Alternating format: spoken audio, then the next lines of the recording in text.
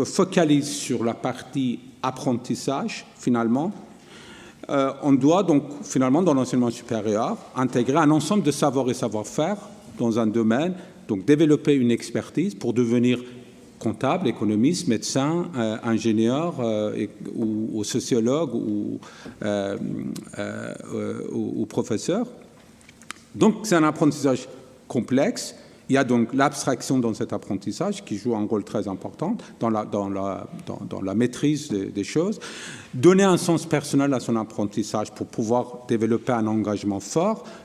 Donc, le savoir peut avoir une valeur en soi, donc, ce qui est moins le cas quand on est au lycée.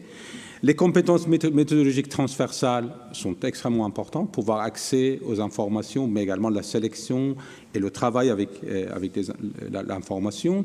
La pratique de l'esprit critique, la rigueur également. Il faut pouvoir appliquer, mobiliser, manipuler, développer, faire l'usage de manière pertinente en situation de son apprentissage, de savoir-faire et les autres compétences développées. Mais pouvoir également se former à la recherche pour une minorité, juger, problématiser, innover et enfin établir des liens entre les savoirs universitaires ou les savoirs qui sont proposés dans la filière, les connaissances antérieures et les expériences. Et les étudiants ne sont pas formés d'une manière, sur le plan métacognitif.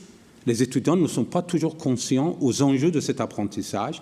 Et souvent, à l'université, on fait très peu pour avertir les étudiants, pour dire, écoutez, il y a des choses changent, mais comment il faut apprendre maintenant pour pouvoir aller plus loin et réaliser un projet professionnel intellectuel pertinent.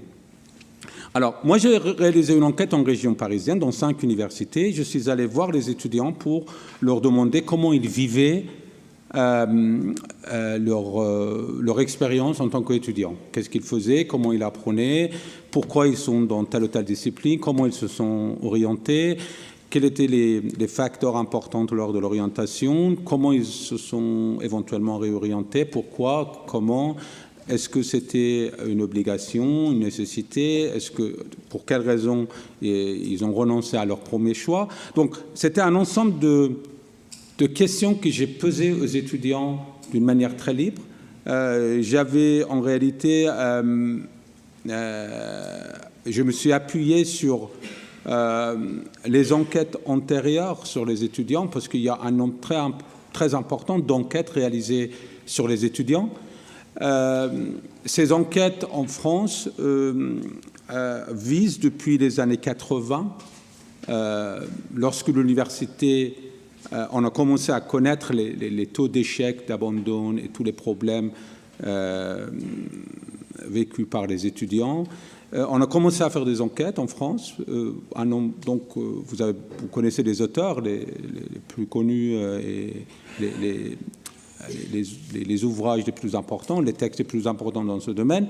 Donc, finalement, toutes ces enquêtes, plus ou moins, notent la présence des étudiants sans projet, les étudiants en difficulté, l'impact de l'environnement d'études sur les étudiants, mais également la manière dont les étudiants s'orientent à l'intérieur d'un parcours. Quand je suis allé, finalement, je connaissais ces enquêtes quand j'ai fait la mienne, en région parisienne, et je me suis appuyé, bien sûr, sur ces informations, sur ces données qui existaient à l'époque, mais j'ai essayé de voir autrement un peu la même question, c'est-à-dire un peu connecter le parcours universitaire avec l'environnement social et culturel de l'étudiant et examiner l'étudiant dans son cadre biographique, en quelque sorte.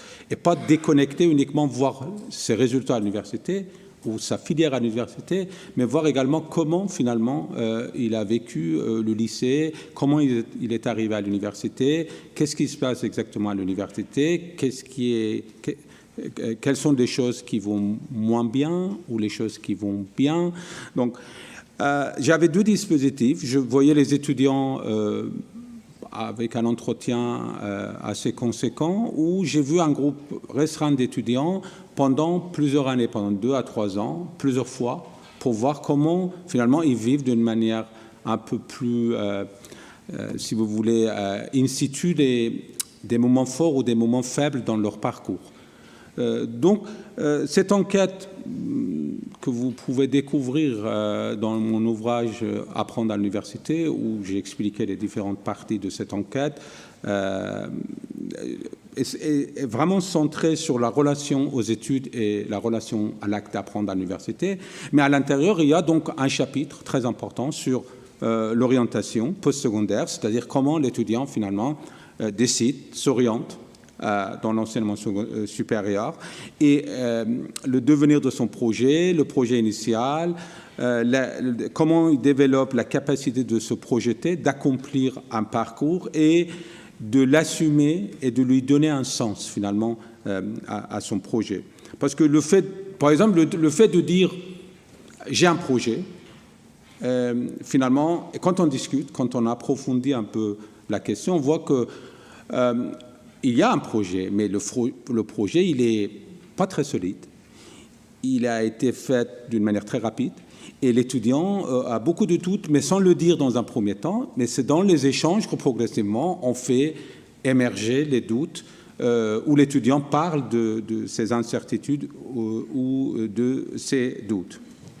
C'est pour ça que je voyais à chaque fois qu'il y avait finalement un lien très fort entre le sens de l'orientation et le rapport au savoir, en réalité. La manière dont l'étudiant se positionnait par rapport à sa filière d'études et à l'acte d'apprendre, finalement, et le projet, le sens de l'orientation.